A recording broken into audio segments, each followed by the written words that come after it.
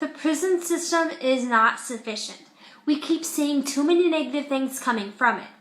When looking at today's resolution resolved, this House believes that prisons should be abolished.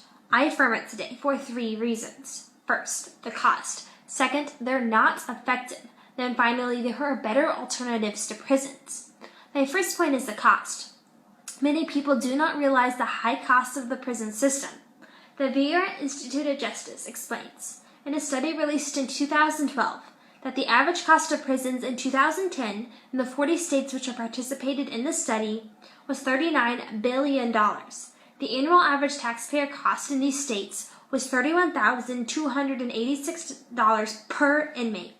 That can cost more than a person working 40 hours a week at $15 an hour for a whole year.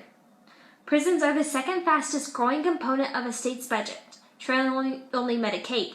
This costs way too much, and the real problem with it costing way too much is that it's ineffective. The prison system is not being effective. Subpoint A. Comparison to other countries. The U.S. rate of incarceration is nearly 1 out of every 100 adults. It is 5 to 10 times higher than rates in Western Europe and other democracies, according to a groundbreaking 464-page report released by the National Academy of Sciences. For America, the prison system is not being effective. We are locking up more criminals than these other countries. We should abolish prisons altogether. Subpoint B. Recidivism.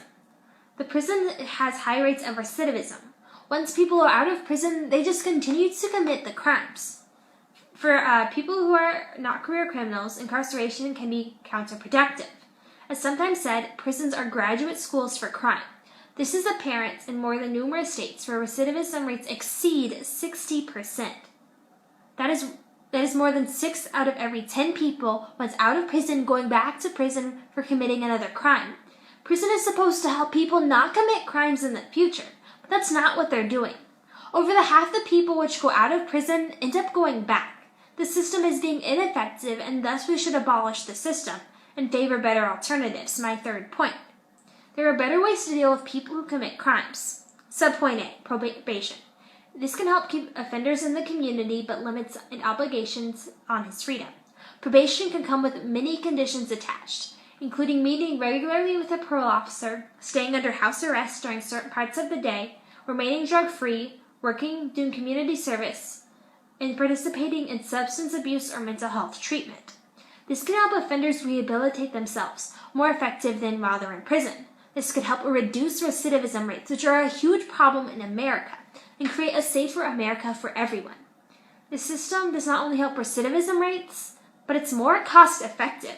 The cost savings are obvious. According to Pew Research Center, it's about $3.50 a day to monitor a person on parole or probation. Stricter rules can be in place for those who commit more serious crimes. Subpoint B. Community sentencing. It would be beneficial and harmful to no one if we were to abolish every prison in this country and replace them with locked, safe, secure, home-like residential communities of what we might call an anti-prison. Such a community would be devoted to providing every form of therapy its residents needs and education, which the residents would be motivated and capable to take. Getting a college degree while in prison is the only program which is shown to be 100% effective for years or decades at a time at reducing recidivism. Going with these alternatives can help solve the problems we see with prisons. Thus, I ask you to affirm the resolutions because prisons should be abolished.